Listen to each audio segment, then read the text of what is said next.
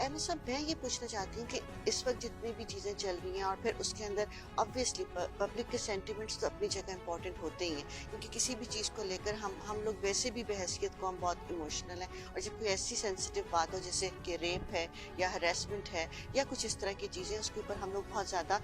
जो है उसके बारे में जानना भी चाहते हैं। और मैं इस पे साथ साथ जब अभी हमने रिसेंटली प्राइम मिनिस्टर का भी एक स्टेटमेंट देखा, उसके ऊपर भी बहुत सी ये भी कन्फ्यूजन थी कि क्या वो कुछ और कहना चाह रहे थे। और since you are part of that committee, तो I want to hear everything from you about that. बिल्कुल जी, बड़ा एक इम्पॉर्टेंट सब्जेक्ट है, और सबसे जो इम्पॉर्टेंट बात इस सब्जेक्ट में है वो है सेंसिटिविटी।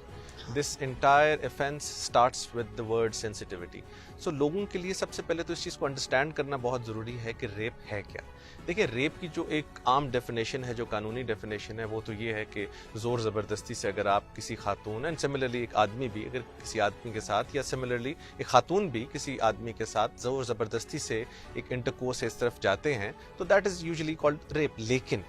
जो रेप से पहले की चीज़ें हैं उनको समझना बहुत मुश्किल है कि रेप होता क्यों है, रेप सोसाइटी में आया कैसे है। इसके ऊपर जो सबसे इम्पॉर्टेंट बात समझनी है वो ये है कि जो रेप है, it is an expression of dominion of power. एक आदमी का या एक औरत का एक्सप्रेशन कि मैं दूसरे फ़र्द से सुपीरियर हूँ जिसको वो रेप करना चाह रहे हैं, जिसके ऊपर अपनी पावर अस्यूम करना चाह रहे हैं। और अगर आप केवमेंस के दौर से देखें, जिसके ऊपर बात बेतहाशा दफ़ा मैंने भी की और मुझे मौका भी मिला, कि पुराने दौर में जो कॉन्सेप्ट था वो ये था कि आदमी जब एक्सप्रेस करता था अपने आप को, अपनी पावर का या इजहार करता था, तो उसमें से एक जो इजहार था वो ये होता था कि खातून के साथ एक पूरे प्रोसेस को, जिसको हम इंटरकोर्स कहते हैं, फोर्सिबली करना, और उस that laying of his sperm with in that lady, इस सारे प्रोसेस को जोर ज़बरदस्ती से करने को एक रेप के साथ मुंसलिक किया जाता। जैसे जैसे दौर चेंज होता गया, आहिस्ता आहिस्ता उसकी मैनिफेस्टेशंस बदलती गई, उसके तरीक़ेकार बदलते गए, और रेप आजकल के दौर में एक बड़ा सोफिस्टिकेटेड किस्म का ऑफेंस बनकर सामने आ गया है, जिसमें आप देखते हैं